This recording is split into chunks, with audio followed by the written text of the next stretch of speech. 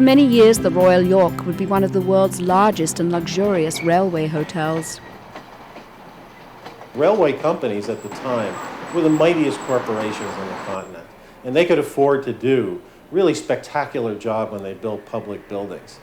Union Station opened in 1927, and what's happened in recent years is that it has become the busiest transportation hub in Canada. Union Station is now a National Historic Site. Dramatic changes were sweeping across Toronto. In the mid-20th century, Big Sugar came to town. The opening of the St. Lawrence Seaway encouraged Montreal's Redpath Sugar Refinery to start a business on the waterfront. And it was the young Queen who officially opened it. What we have here is the official guest book, and the first official guests were Queen Elizabeth II and her husband, Prince Philip.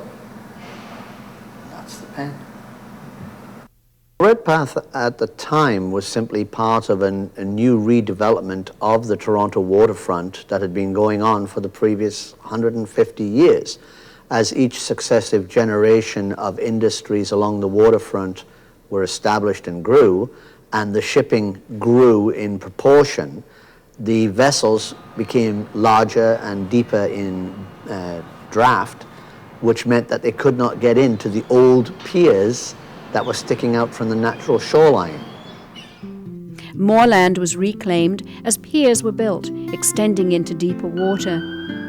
And along with reclamation, other changes were taking place in the shape of amalgamation.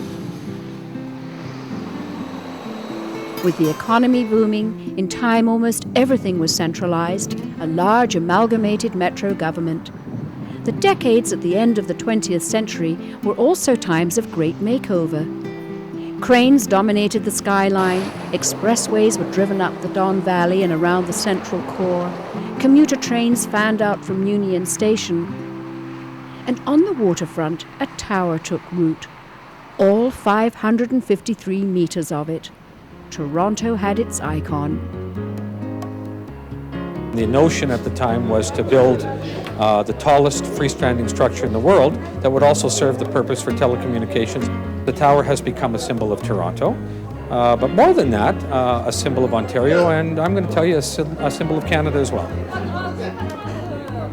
Over the years, it evolved into a fantastic entertainment complex, including an observation gallery, a wonderful restaurant, rides at the base, and other attractions.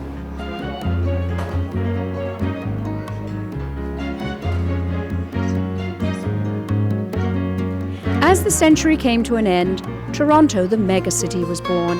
At 2.5 million, it was now the 5th largest city in North America. For more information, visit our website on topoftheworld.net.